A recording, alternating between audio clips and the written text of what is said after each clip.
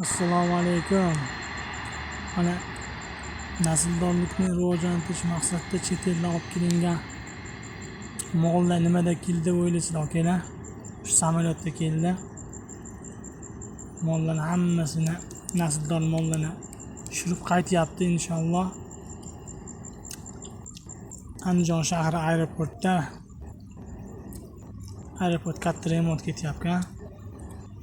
Birinchilardan bo'lib hayvonlar kelish boshladi akalar, chet eldan. Juda qaytadan remont bo'lyapti, juda chiroyli. Bu joyi ko'rganlar, bilganlar biladi, bu Andijon shahrining aeroporti. Juda go'zal chiqyapti inshaalloh. Juda chiroyli. Ko'rib bitta baho bering o'zingizga akalar.